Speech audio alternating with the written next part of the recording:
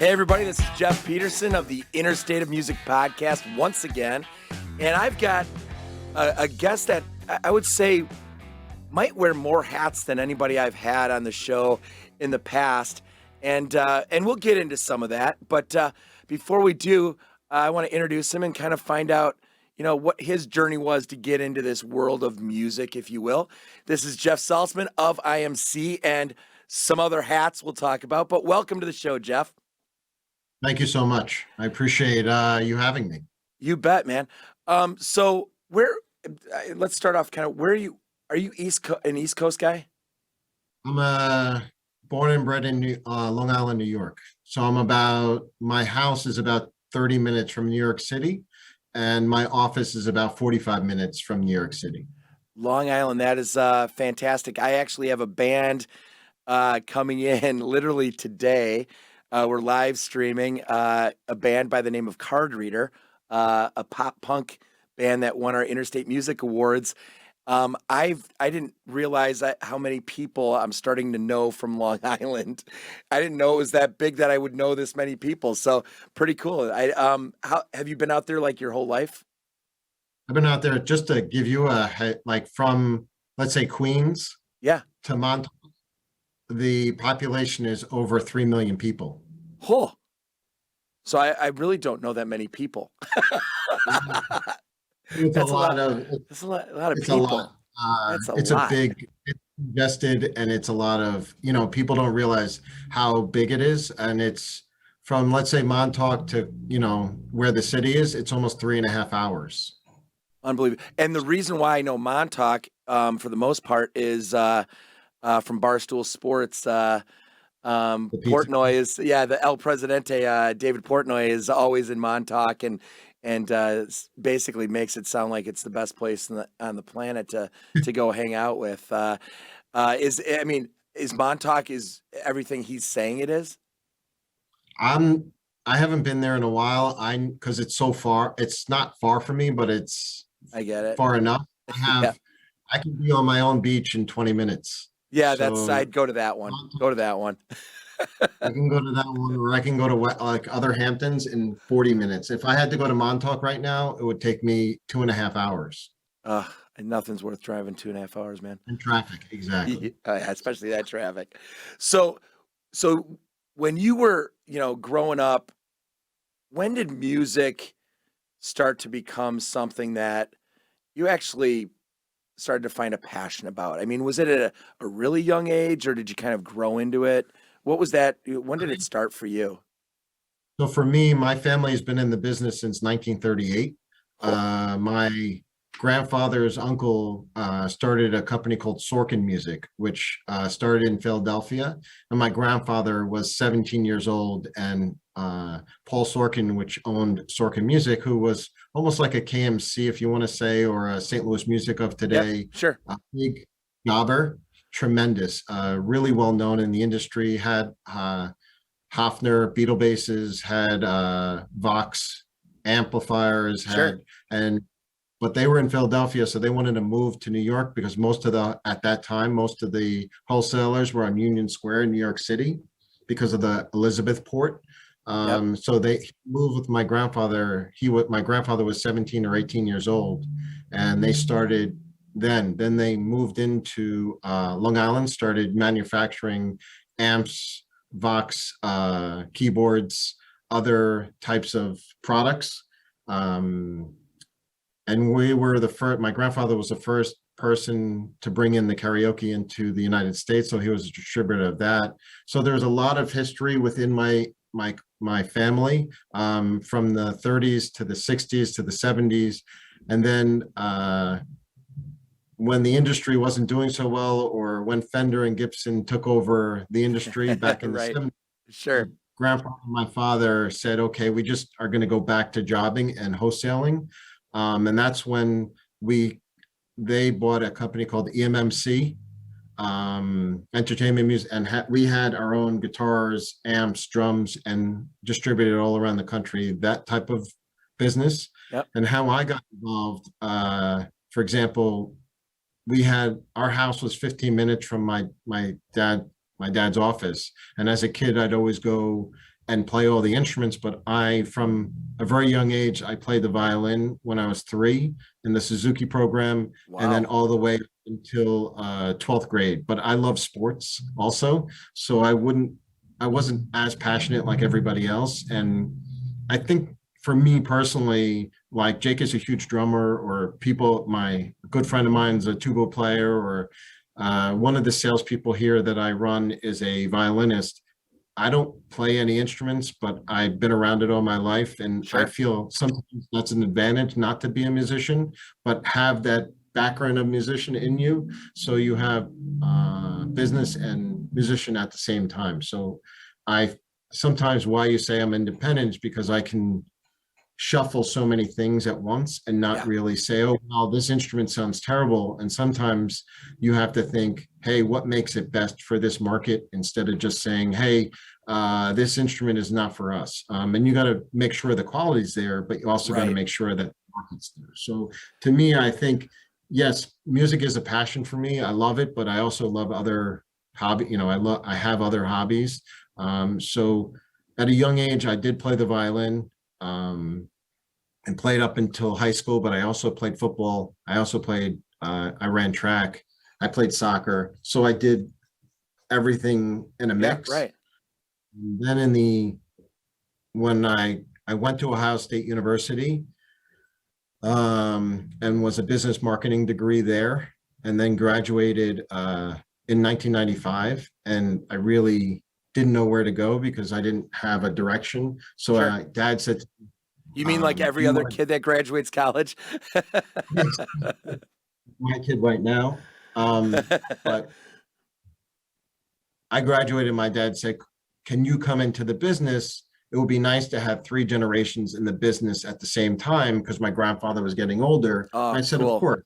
He said, if you want to go in, um, it will be really nice, and all 3 of us can be together. And I said, great, I'll do it for a couple of years and think about it. And Right. then so I walked into the office thinking that, oh, okay, I'll have a nice desk and chair. My dad said, go buy an apartment, go rent an apartment in New Jersey, and here are the files. And I don't want to see you in the office ever, and try and find some business.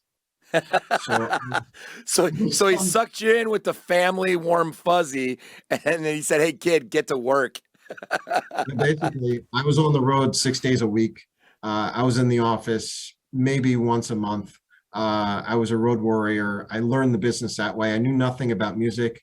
I knew nothing about how to sell product in Sure. terms of on the road. So that was I would go into stores. I would literally first go into, like, let's say, a convenience store, get their yellow pages. Yeah. Like, they obviously, back then we didn't have cell Right. phones, Yep. and I'd rip out the music page out of the yellow pages and start code calling. And every Yeah. day I would do that and walk into stores. And the best thing about music stores, and I don't know if you know this in other industries, but people love to talk about what they know. Oh, totally. And I would just listen and eat it up. And every day I would just learn and sell at the same time. The So two that was two jobs that I had.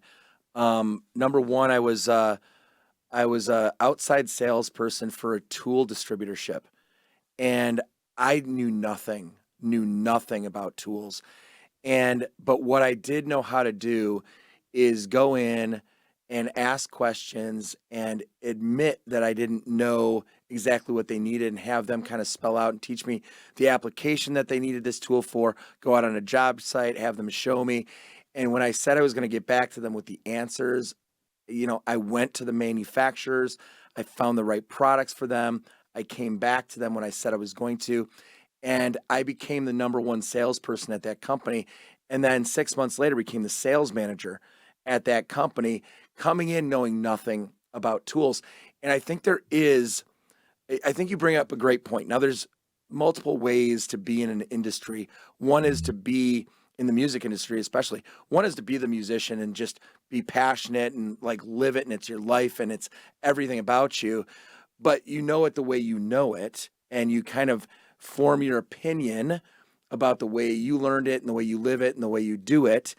right. Where where I came at it without blinders on in any way, shape, or form, zero experience, and learned from everybody else's way of looking at it, and then kind of digested it all and started to form my band of knowledge around a whole bunch of people's opinions, needs, wants, and what they were looking for versus just going in with a forced thought myself.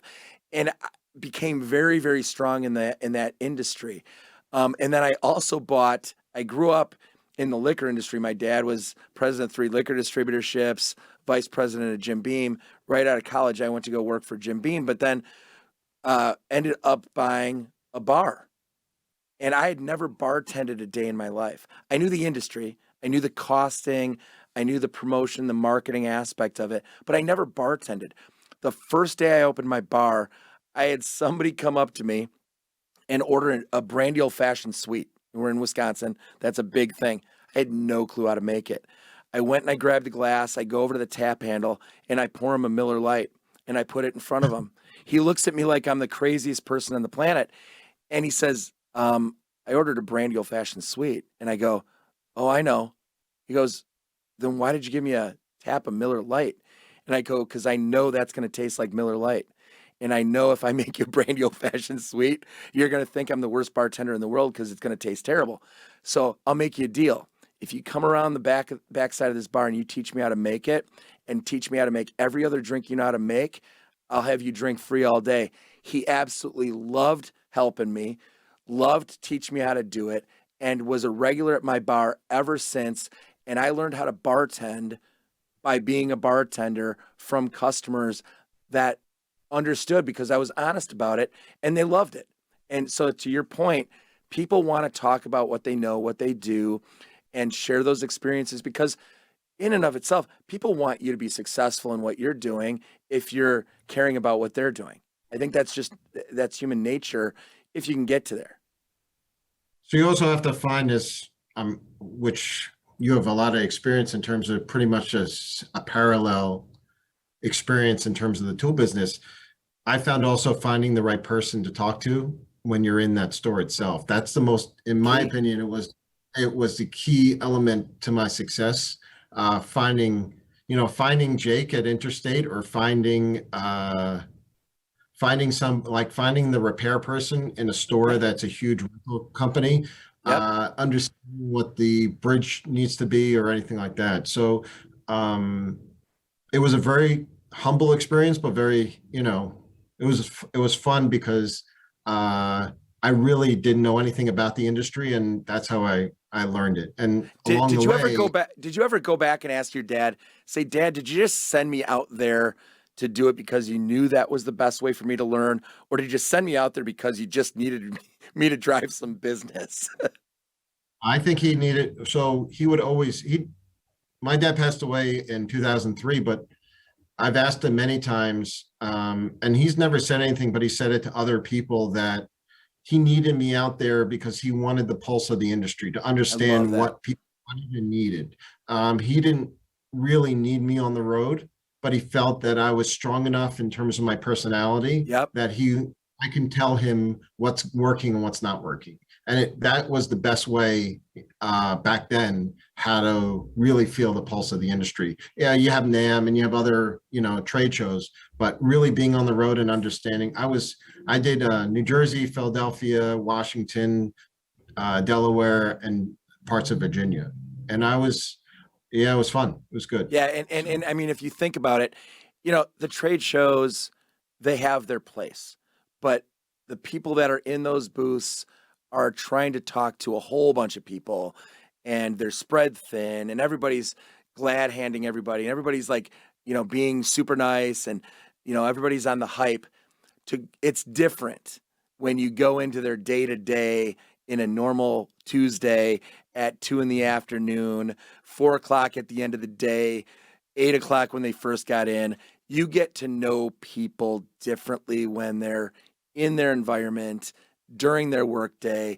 That's when you find out what they're truly wanting, needing, capable of, and what that relationship can grow into. And I think that that's so key. And it's getting harder in today's world to to do it the way we both kind of grew into our careers and grew into who we are as people. It is harder. I mean, cold calling is tough when it's just over the phone, and Zoom relationships through video conferencing. It's harder. It's not the same. So there's going to be an adaptation that's going on in the future here. But it's something that I look back on it and I'm like, man, I was lucky to go through it the way I did. And I feel that there's got to be some way that we get the next generation, coming up that has some way of kind of having that same type of experience in some way. And I don't know if we're going to be able to say, hey, grab these files and go out there and do it. But there's got to be some way we've got to find to give those experiences back, to the next generation in this industry. So one of my key things that I do is private labeling and branding for my customers. And one of the stories that really, I was on the road and a customer called Zaff's Music, which is now Music 123, which is now Woodwind Brass One and Guitar Center and blah, blah, Right. blah, Yep. that stuff. Zaff's, the Zaff brothers really, one of them, which Steven is the brains, and Richard is the other one that's not in the industry anymore, but Rich and I walked into a store, and at the time they were just starting their internet company. And he said, Jeff, I want to make a brand, and what can we do? I said, well, my family and I can backtrack. We we owned a factory in Romania. My family, we started out in Romania in 1985 when it was communist, and we built the factory up to have our own product. My dad at the time, my grandfather at the time, felt at that time that everything was coming out of Germany was the good stuff, and then the really bad stuff was coming out of Singapore and Japan, and China wasn't even there yet. Sure. And they wanted to find a solution that they can find a European product at a low end price. And my dad, I think, was very smart at the time and went into Romania at the time when it was really not built up like it is today. Right. And owned and built up a factory and built up our own brands and product and all that stuff. So I spoke to Rich, and Rich said to me, he goes, let's figure out how we can make these names. I said, why don't we just look at a map of Romania and we'll pick the names out of those? And he says, oh, that's a great idea. And we just picked out, and we did the same thing. And that it was just as easy as that. But to me, why he wanted to do that with me is because of our relationship. And I feel industry, and again, I haven't been in any other industry, but I feel this industry is more important because it's so small. Relationships and visiting are key. Yep. To solidifying an order. You can be on a Zoom call, you can be on a Teams meeting, and you can have a phone call all day long, but once in a while you have to see that person in person to really make sure that their relationship is still like it used to be, like it was. And I think what, part of that next step of it, it does get to that consumer, because when you're having those conversations, everything is based on putting something together, building something that is for the musician intended. What's going to be better quality, same quality, a price point that they're going to be able to afford to stay, loving their passion, invest in a new instrument, add an instrument to their repertoire, all of it. That's that conversation that you're having in those moments with those partners. There's so much that it's not just about how can we make something that we all make a bunch of money on. The conversations that you're talking about, that's like the last thing that happens, is that it's what do we need? What do the musicians need? What is the product that they're looking for? What's missing in the marketplace? Where do we fit? And then at the end, you hope you make money when you put the pricing together and the costing together. But so much of that partnership that you're talking about, the relationship, so much of the musician is part of that conversation. I think it's also important in the industry, and I keep on bringing this up, Yeah. to surround, I think a coach does this also, like in sports, and I relate Yep. to it very well. To surround yourself with people of knowledge, Yes. and that of because you don't know everything, and I have people that know are musicians. I have people that are technicians. I have people that, so I can go on a whim. I have people that own multiple stores. I know Jake that you guys own Yeah. a learn to be a big, to surround myself with not, people of different knowledge, I think Yep. is just as important as your own knowledge. It truly is. Because In fact, that's how we got our knowledge.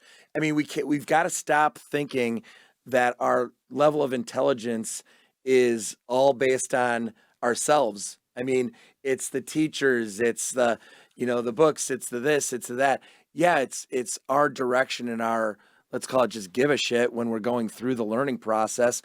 But, to go through, I always say, if you go through life without blinders on, you're going to be, that well-rounded, more understanding person in life, because we don't know it all, and we don't know what's next. That the trends in any industry, if they're going to stay. I mean, we just went through a crazy time, in the last 18 months, and people had to adapt. Manufacturers are having to adapt and try to figure out, okay, we had this huge surge in business. We're running low on inventory. What are we ramping up in? What was hot? What wasn't? What's next? And to try to do it logically, fiscally responsible, but also what's the next trend in style music? And it gives you those opportunities. That's, without blinders on, you start to become, a company, a person, a business that can help guide, what the future looks like versus reacting to what the future is. I like what, in the beginning, it's almost a year now, I think, that your company Yeah, and I just started, under, yeah. just under a year. And the first conversation I had with Jake was about the lifestyle of your website, and not just a website. It's Right. starting to get there, and it's starting to feel that way. But Yep. I like the idea of how, because you want to tell a story of how this product got here, and what makes it different than everybody else's. Yes. To me, that was such an intriguing way of selling a product, instead of just selling it. Here's the stand. Thank you very much. It's $30 and move on. Right. And I appreciate you I- noticing that, because literally that's why even this podcast, Interstate of Music, I don't want these podcasts to be infomercials for brands. I want people that are musicians, music lovers, of all types, to get to know the people in the industry that are doing this for them and with them, and and being out there, because it is a connective industry. It's a personality, it's a person to person, it's a passion driven industry. And I'm not going to go out there and think I'm going to compete with all the big guys and spend all these marketing dollars, because it's funny. I was saying this to somebody the other day. This industry is very much map driven, where prices are prices, and manufacturers want their product to be sold at $799 or $895 or $495. And that's what they want everybody to sell it for. So how do I, as a company, go out there and compete against huge companies selling at the same price as they are? And really, it was really simple for us when we came into this. And we basically said, I am going to care about the musician first. The musicians are what matters. We want to go out there, educate, motivate, and inspire musicians, so that our site becomes a place that they go to because they want to go to it. It's a social world out there, and we want to be a socially engaging platform for musicians, elevating them personally, elevating their music, elevating the different genres. And then, yeah, we sell stuff. You know, they know we're a website they can buy stuff on, but I don't want to sit there and go 20% off, 15% off, buy now, get this free. I'm not going to be like the next used car lot down the street, the way we're trying to sell to people, because I'm not trying to sell to people. I'm trying to be there for musicians and music lovers and people that are, looking for that knowledge and inspiration and connecting to the manufacturers and the people in the industry. Because I've grown to really love the people in the industry as I've gotten to know everybody. And I think that's really important. And I love that you bring that up because it's what we're trying to do. It's what we're going to continue to try to be. And we're doing it for the musicians. We got a lot of grief for shutting the brick and mortar store down. When it's like, we didn't shut it down. We acquired the intellectual property and just went a different direction with it. But so many people are like upset with us. And I'm like, we're doing it different. We're going to be there for you. I have no problem with somebody going to another brick and mortar store because that's the way they want to buy product. I'm totally cool with it. In fact, I love brick and mortar stores myself. I get it. But we're going to do it different. We're going to be there for people that want to shop the way we're putting it out there. So thank you for noticing that and giving me a little props on that. You probably generated more employees than Interstate, the Casio Music Interstate store itself anyway. People look at it that way. You're probably generating more income for the area than Casio Interstate. No, so people don't look at it that way, but closing a retail store doesn't always mean it's like when we're not giving up on anybody.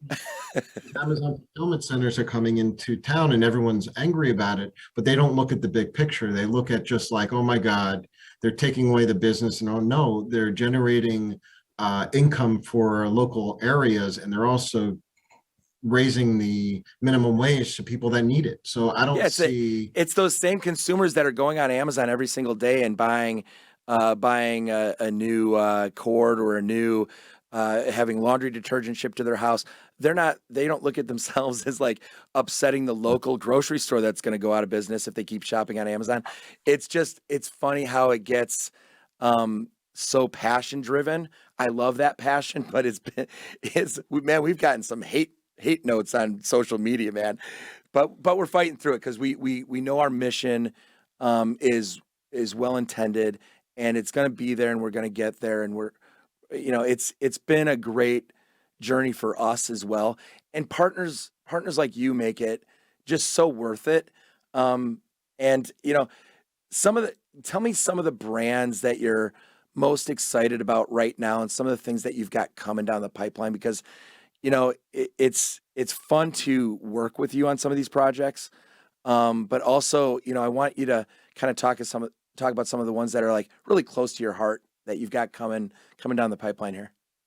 So the Mairead line itself, that you worked with Mairead Nesbitt with. Oh, so she's amazing. I've been with her. So Jake knows this, but that's very close to my heart because myself and her really built the brand. She built her own brand, but the actual instruments, she came to my office and she tested a bunch of instruments, and really we tested with strings, and my repair guys raised the bridge, lowered the bridge. We really took the time to, in the beginning, to really understand what her needs were, not just like, we're going to sell you a product, you need to put your name on it. We really took the time to say, hey, these are the instruments that we're looking at. These are the strings that we're looking at. These are the products. What do you think? And how can we improve it? And really talk to the musician, which she is. Yep. I'm not there. I know how to facilitate. I know how to make it happen. Yep. But it comes down to her. She's the marketing she's the person. She is it. So that's really close to my heart. And I'm excited that you guys are really behind her. Oh yeah, 100%. She's such a great person. She's such a great person. She is. She came down and did a clinic for Casio Interstate when we first started this thing. Yeah. She was great back then, and she's done a bunch of things since. Now she's into jewelry and all this other stuff. Yeah, right. Really close. She's really close to my heart in terms of the actual how she goes about the whole business side of it. And I love that she's really passionate. And look, she didn't have to do what she did for you guys, but there was like no second guessing. There was no, I'm too busy. There was no anything about it. She's I know how my brand is going to build, and Geneva Supply is going to help me build it even more of what I'm doing. And So I those are think the people that, like, for us, we have a lot of huge brands that we do a lot of business with, but there's those niche opportunities that have people behind it. There's a story behind it. There's a purpose behind it, and there's an opportunity that comes from that passion and drive and the people, and I'm so willing to invest in those partnerships. It's not about, where's the next $1 million coming from. It's just, we're going to sell this product because of the quality of the product, because of, the time that Mairead put into deciding every aspect and feature of the product, and she is tops in her profession. And to be able to buy an instrument that has been so looked at and so put together for that reason, I mean, any violinist should look into this. I mean, it should be part of what they have for a collection, because there's that much that's been put into it. exactly. So that's one item, the Mathias Thoma line, obviously. But it's more important that the lifestyle, for example, so we backtrack in terms of my path of the music industry itself. I was with my father for a long time, for I think 10 years, and then he passed away suddenly, and I didn't know what direction to go in because I have this big company, and I needed someone to bring me back in. And at the time, the industry also wasn't, it always goes in peaks and valleys Yeah, all it the does, time. for sure. Always. It wasn't in that valley right at the moment. And I partnered up with a guy who I needed somebody to say, hey, I want to go into a niche area where setting up product is important. Not just sending out the product, but actually setting it up a way I need to set it up. Making sure that my luthiers that I have setting up the product does it consistently, whether it's a Model 20 or it's a model, Mairead model, they're set up exactly the same way. Yeah. And cared for in the same way. So whether it's a $200 violin or a $5,000 violin, my guys take the time and set up the way they need to set I it love up. that. So That's to awesome. me, that's my passion and my goal for Mathias Thoma. But I had a partnership with a man named Barry Colstein, who he has his own luthier shop, and he trained my repair guys to a way that made it a level above what a normal setup shop does. So I was with him, and I sell mostly private label. And then Barry is getting older and said, I don't want to be this was 2 or 3 years ago, didn't want to be in the industry. And I've been speaking to Conley Music, and Jake is the owner of Conley, which is a pretty big company. Their main products which you sell are Tomastic, K&M, Realist pickups, Realist violins, Yep. Movida. They have almost 15,000 SKUs, but they're the sole distributors of those. And I said, Jake, you don't really have a wholesaler that's an insider to really understand the wholesale business. You have your own business, but you don't really have somebody that's a hustler. I'm a hustler. Yeah, sure. If you think yourself, you're a bartender, you're a hustler. In college, I own vending machines. I hustled with that in college. So I own vending machines in college. So each step of my way, I would say, you want to say, who am I, or what should not a vice president, not a manager. I'm just a hustler. I find the product right for the customer that what they need. That's really what I am. If you guys need a left-handed flute, I'll find it, the right product, the right pads, the right item. But again, if you needed a violin in a certain way, or a drumstick, or this or that, I know in the industry who to go. So to me, Jake was excited about this, and he gave me all the national accounts. Jake, the owner, not your Jake, right. my Jake, the owner gave me because I had relationship with national accounts anyway. Yeah. So I would work with them and then work with the instruments. And then he merged my company with his company um, as a basic brand. And now Yep. I'm running that part of the business. So I run the Ravel and I run the IMC, and I'm happy now because before I really didn't have anyone. And I think it's so important also to grab ideas from your peers. And Yep. if you're running something, just like yourself, you own this company, you can listen to your employees and you love their ideas, you're passionate about their ideas, but the bottom line is it's your decision. And you can say to them, hey, you have a great idea, but it's not direction I want to go in, and you're still listening though. And that to me is the most important thing. So to me, that was passionate. And you said when a passionate thing for me, and I think you can grow with it, is the Boveda brand, the two-way humidification. I do feel it's a brand that can be on your site. It is a lifestyle brand that Yep. could be in our world, can be in any world on your site. And really, I feel in the future that's something, it's a small, accessory, but Yeah. I think it's an accessory that could help grow all types of products on your site itself. I do. I'm passionate. Totally agree with you. I don't know if you know, it's an American-based company. Their biggest they're in the cannabis and tobacco business. That's where, I don't know if you know the actual Sure. company itself. Yep. They tell me all the time, they're in the cannabis world, their company that's the least amount of money that they sell is $2.1 billion. Yeah, it's a big industry. And So I mean, I love your insight. I love like where you can go from talking about a $5,000 violin all the way to the details of an accessory and the value and the cross marketing and opportunity that a singular item could be in all different, categories and industries. And that's why we love having you as a partner.